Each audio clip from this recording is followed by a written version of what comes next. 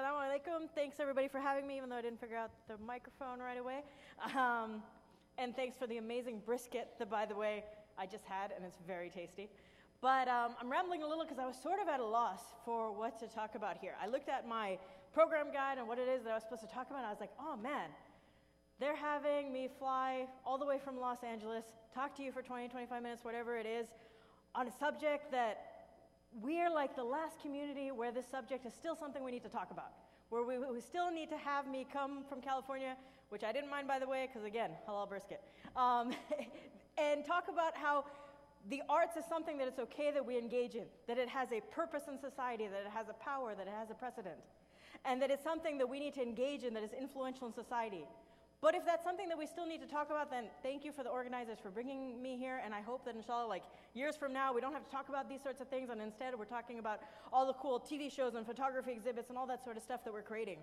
But if it's the case that maybe the audience has been underestimated, and you guys already know that, yeah, this is something we need to get into, then hopefully maybe I can just give you a little bit of like a fodder of things you can tell your parents or yourself to make you feel like, oh, this is something that I can pursue.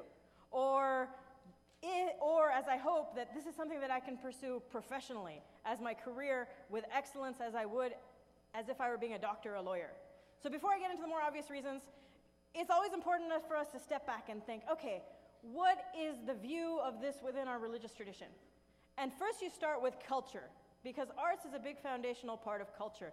And when you look back at the time of the Prophet ﷺ, you find that Islam has always had this beautiful and dynamic embrace of culture.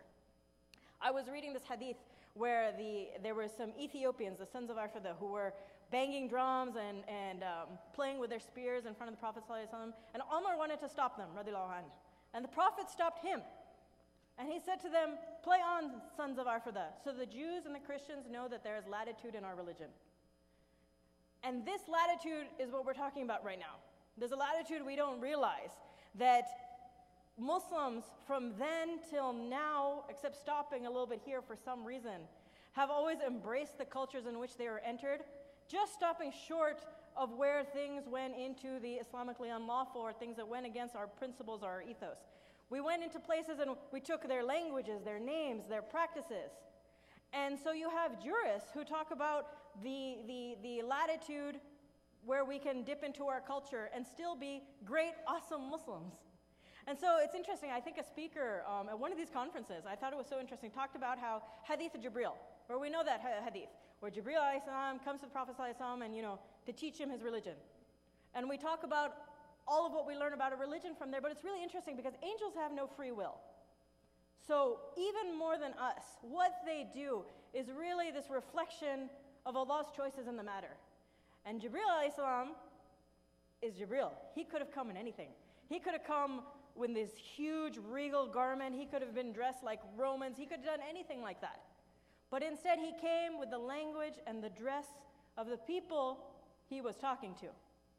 He made himself approachable to them. He affirmed their culture. And that's something that our religion has done so often. There's this fantastic article that, I'm drawing from, and it'd be great to read, by Dr. Omar Farooq Abdullah, called, I believe, Islam and the Cultural Imperative.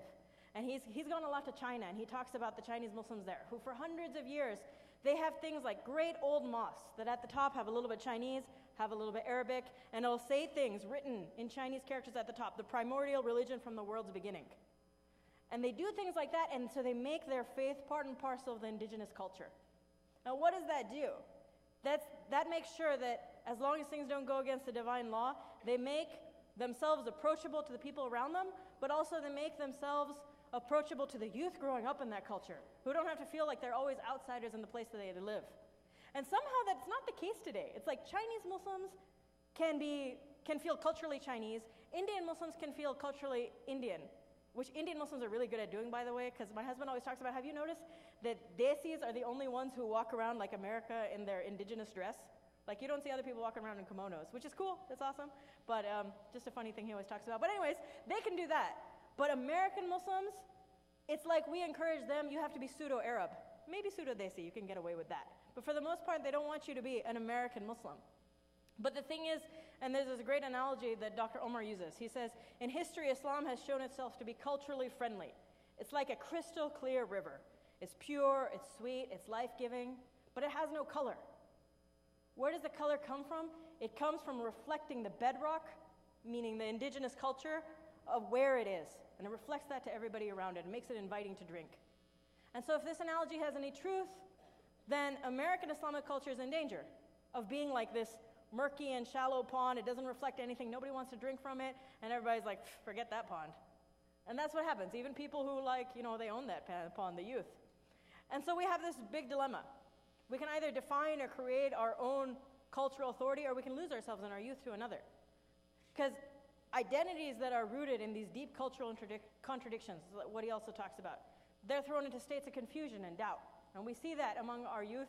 I don't know whether I still count as youth. I hope so. I'm just going to call myself youth. So when we speak of culture, then we're getting back to the arts, right? One of the biggest things about culture has been the arts. And the Prophet ﷺ, even here, he enjoyed his share, right? And what was the big arts of the time? Poetry, right? And so we have the Prophet ﷺ indulging in that. When he was riding with the father of Amr bin Sharit, it's reported that he asked Amr, do you know the poetry of Umayyah bin Abi Salt?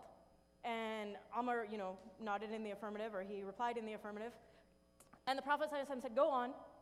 And Amr recited over 100 couplets to the Prophet, as the Prophet sat and listened.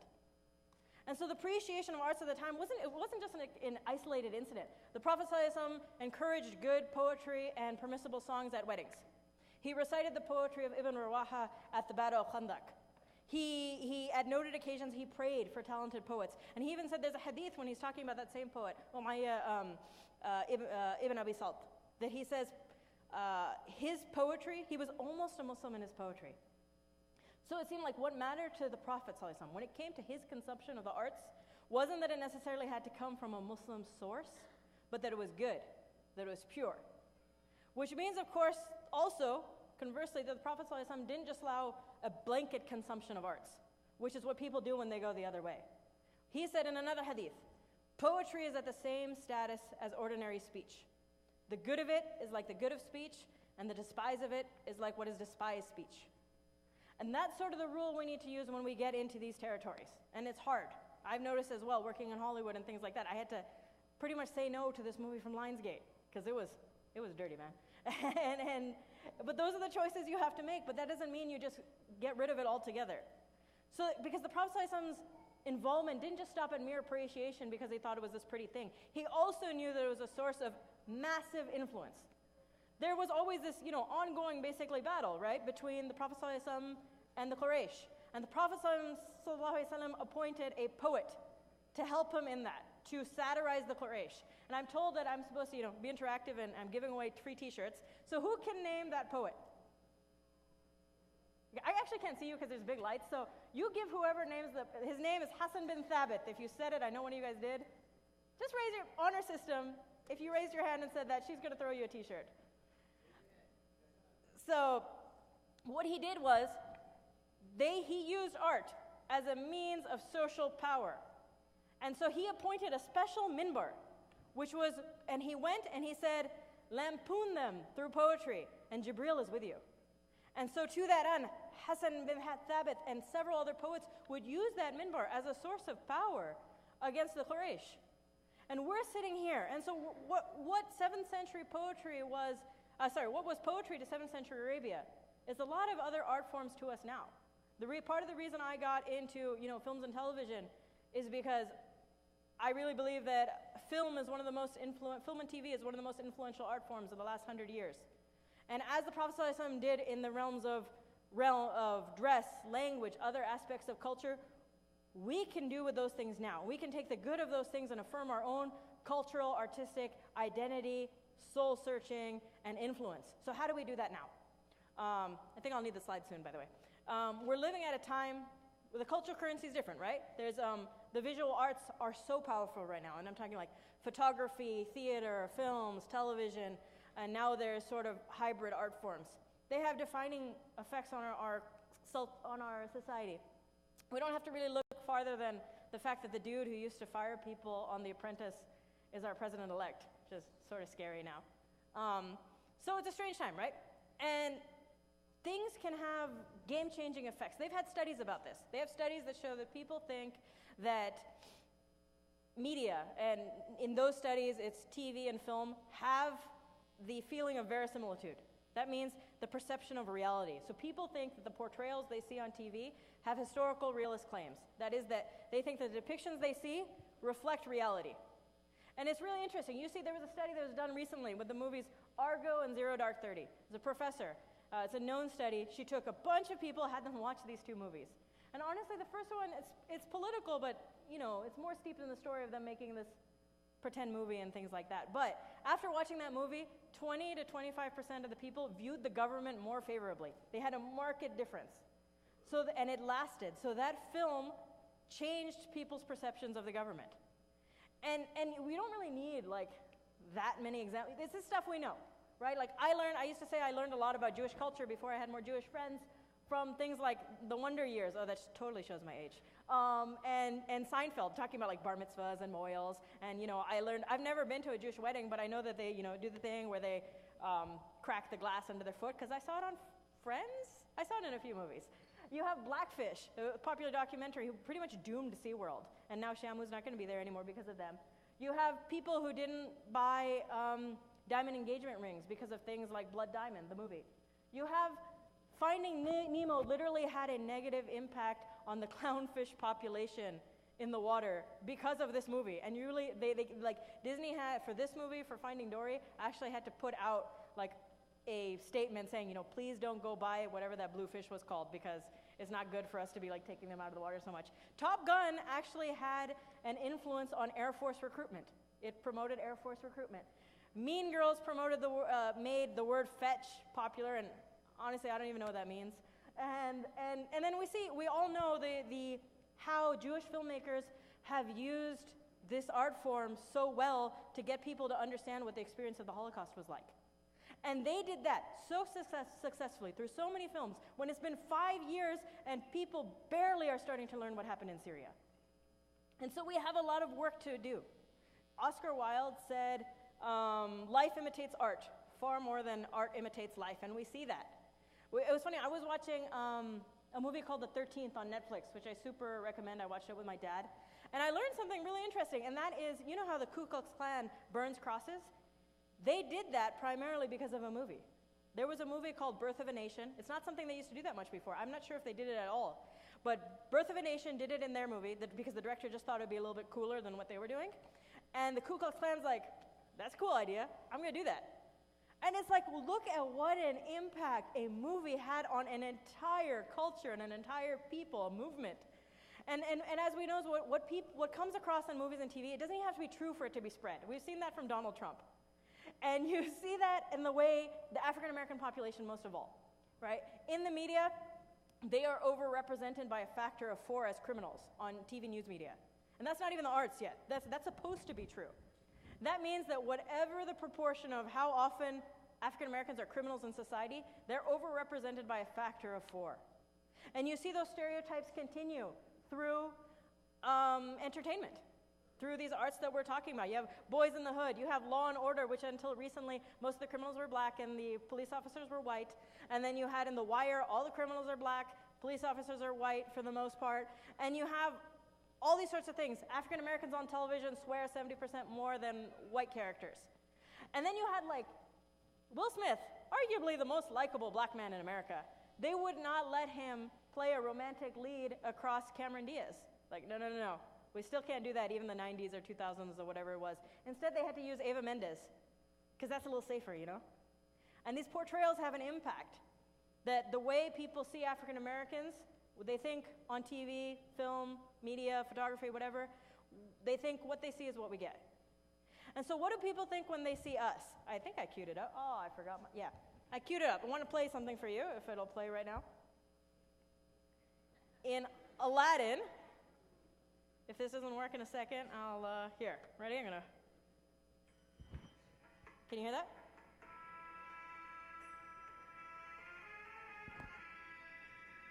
This is the old version of the song. Oh, I come from a land, from a faraway place, where the caravan camels roam, where cut off your ear if they don't like your face. It's barbaric, but hey, the beginning of Arabian Nights before Disney changed it. Before Disney changed it, they came out. There was also a scene where this woman, I think, was threatened that her hands would be cut off for stealing for her poor child. And I talk about Aladdin, even though it's been so long, because those same stereotypes are still happening. That is still how people see us and why they see us. So you see things like Aladdin. It's not playing, right? Okay. You see Aladdin, and look at the way all the bad guys are. They got like their big noses, not that there's anything wrong with that. They got the gap in their teeth. They're like pretty sinister looking, Jafar. And then that would be fine if we also had, a variety of representations. But when we come to the lead character, the lovable lead character, you'd be like, all right, great, we'll throw an Arab dude as that and we'll sort of have a variety. But it's the white dude from Full House. That's the guy who they chose to voice Aladdin. He's not even on screen. They totally could have got an Arab guy. But that's what happens. Those are the choices that happen, and that's the things that affect our portrayals. And you see it all the time, right? You have, us being shown as terrorists. You have a hijacker doing wudu before he gets on a plane. That was in a big studio movie, I think The Siege. You have the adhan being played before big terrorist attacks or whatever it is, attacks by Muslims or people claiming to be Muslims. You have, even in Taken with Liam Neeson, that's on the bottom left, I was like, okay, it's a good movie. Then they all turned out to be Albanian Muslims, and they were running a prostitution ring or something like that. I was like, oh, Liam Neeson, why? I thought I had read that you converted to Islam a few years ago on, whatever shoddy news source that it was. Anyways, so you have, I'll skip over these things because I know you guys know them, We had things like Sleeper Cell on Showtime that made everybody think that their neighbor was a sleeper cell and was suspected of something. And now, one of our few portrayals of a lead character by a Muslim is the son of a Middle Eastern tyrant. And then on Lost, and I watched every season of Lost, I loved Saeed, but they had to have an episode where he turned out to be an Iraqi torturer, and it's like half of his storylines had to do with, if you don't tell me that, I'm going to torture you, and I'm good at it. And that was his storyline. And so that's what we have right now. We have, in Homeland, there's this part which has so many issues anyway. One of the main characters talks about how, I'll meet you on Hamra Street, which is in Lebanon. And I was like, that doesn't sound right. Lebanon, this picture, Lebanon, like Beirut was the Paris of the East, and I know there's things going on there, but okay, maybe that's what Hamra Street looks like. Maybe, we've all gone back a century. Hamra Street looks like this. But that's the way things happen, And so things haven't really changed enough. Like in Zero Dark 30, even though it was in Pakistan, they were all speaking Arabic. They have a lot of things that are sort of problematic. Or in Argo, which we talked about, it's not so much just that these negative portrayals are out there. Because yes, some of those things do exist in reality. It's the fact that there's so little of the other, which is the majority of the Muslim population in the world right now. And so we've seen the effects that we've had, and the power of visual arts has been used and abused for much of this country's history. And the power of arts is linked to storytelling. There's a Native American proverb that those who tell the stories rule the world. And you see that very strongly, again, with the African American experience. With visual arts, throughout the breadth of visual arts, starting with cartoons, where you want to demean a population and keep them down, portray them as obliging butlers, carriage drivers, cotton pickers, people who are a danger to your children, people who are stupid. And if you demean them and you can keep them down, then people don't mind if you can keep them down in actual society. And that's the way that Hollywood continued to do this as well. So you have the Native American experience with all the cowboy westerns. They weren't benign. If you want to have a land grab by Westerners or whatever you want to call them, you have to start with demeaning and dehumanizing the people whose land you are grabbing, which is why it is so easy for the Palestinians, for instance, to lose their land and people here to not care, because they don't have a face to us. We don't have stories we are telling about them. And so people don't care. And so what happens when that power is used to bring up a people? Same thing. We see how Jewish culture creators, for example, artists, writers, filmmakers have shared their pain of the Holocaust. I mentioned that. People cry when they see those movies. But so other communities have been seizing on this power as well. You have African American filmmakers have done so much for their community. They have far to go, and hopefully we can help them. But you have things like Malcolm X, 12 Years a Slave, Selma. These are movies that won Oscars, that so many people went out and see. And because of it, what happened? Denzel Washington can play Shakespeare now. and we can have a black superhero, and we can have black action heroes.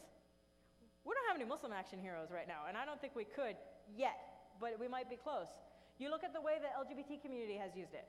You can find people who are the most rigid evangelicals, for instance, and protesting about things, but they'll be like, I really love Mitch and Cam, because they're just so darn lovable in Modern Family, and they are. You can have people who have whatever views they have, but they still want Blaine and the other dude, what's the other kid's name? I don't know. Kurt, Blaine and Kurt. They want them to, get together and, whatever it is on Glee. And there are so many things. You can't say that these lovable, nuanced portrayals of the LGBT community did not have huge effects on them having such a dramatic change in the way they were perceived in society. And so now it's time for us to harness that power as well, to be the authors behind our own representation. Because you look at movies like Fruitvale Station, Creed, the 13th, right? And can you really imagine that Creed would have happened with some white dude sitting in a studio going, you know what, we should make a movie about Apollo Creed's son?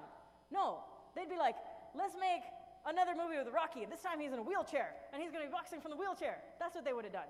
But when you have an African-American filmmaker, you'd be like, you know what, these are the stories we want to tell. And that's the same thing that we need to do.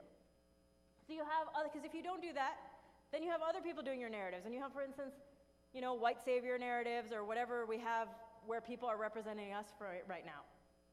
And I think part of the reason is maybe people understand the influence of these types of media, but maybe they think, we're not in a position to do that. But that's so untrue for so many reasons. The first is you look at the two communities that I've mentioned a lot here, the African American community and the Jewish community, because they've had somewhat of an artistic renaissance in the last 100 years. And why is that? It's because those communities have been so well placed because they've had so much pain. And it's from pain that a lot of great art can come. They've been able to harness their unique tragedies and experiences and put them into stories that people engage with. And the interesting part is, I said pain and love are some of the most potent ingredients for good art, especially visual art. And we have that.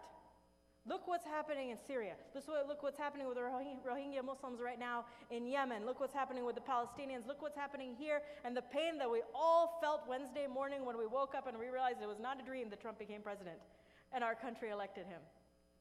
That was pain. And that pain can be translated into something. And we don't just have pain, we have love. Because that is the hallmark of our tradition. Because the Prophet ﷺ came here with mercy. And mercy comes from love. So we have these two amazing ingredients where we can make the finest art. We can have our own cultural renaissance. We can have our own cultural creators. And I think maybe some of it is people think that the doors are closed. That, Hollywood is owned by the Jews or whatever it is that people say. And there's more to that. I don't know how much of it is true, but I know Miss Marvel right now is one of the most popular comics. There's a hijabi in that comic, and it's run by Marvel, the same people that do Spider-Man. And literally, my brother called me, I don't know, a couple months ago, and he's like, you should tell your agents to put you on a short list to direct a Miss Marvel movie, which isn't coming out right now. But the funny part is I told my agents, and neither my brother nor my agents were saying it in a joking way. They thought that could be reality sometime in the next some years. It wasn't something that was just like, that's never going to happen. And you have more examples. You have Little Mosque on the Prairie, right, which is in Canada. You have, I forgot, I'm supposed to give out t-shirts. Who can name the show on the bottom right? I don't know how to give a t-shirt for that. There's like 5 people. Okay, be honest, who's that person who yelled Quantico really loud somewhere around the middle back? Her, yeah, it was her. You see her? She's still saying, over here. There, she's standing. She's like standing tall. I can see her even. And I have 3 more t-shirts to give out. Guys, okay, any other positive portrayals or examples of successful Muslim writers, directors, characters, portrayals? I got 3 t-shirts. What? What'd you say? Yeah, you're right there. You're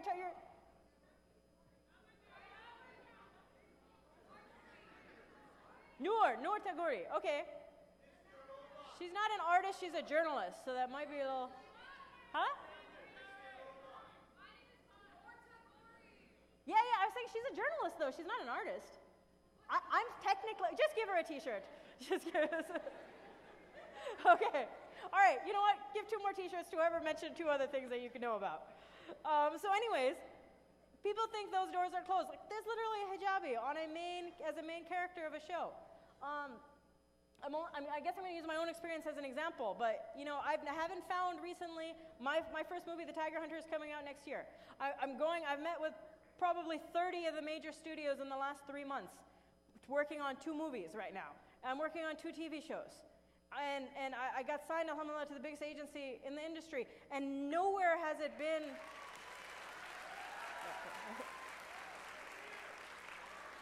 Thank you. Alhamdulillah, but there's never been an instance where having the piece of scarf on my head was a barrier. And so, plug my movie, you can sign up for the mailing list at thetigerhunter.com. That's how you can sign up, we do not spam. Anyways, and I'm going to actually even more exciting things than, obviously I've been waiting for some opportunities as well, and I just saw Rogue One. Riz Ahmed, he's a good guy. He's a practicing Muslim, very nuanced, smart guy. He's a main character in the new Star Wars movie. He's good. He's good. And so people think that the doors are closed, but there's a nuance. And I think actually Riz encapsulates that, is that when we are encouraging each other, encouraging ourselves to go into the arts and pursue it, you need to pursue it well. Because the Prophet ﷺ didn't just pick Hassan bin Thabit because he was willing, but because he was good. So when we figure out which arts and artists we're going to put out into the world, we have to make sure that they're not just willing, but they are good in every sense of the world, and they have a standard of excellence, the same with which we do everything else. And so, just to end, because it's been like a very pragmatic talk, they told me to talk about how in this current climate, we have to, engage in the arts, but there's pragmatism, but there's also something more.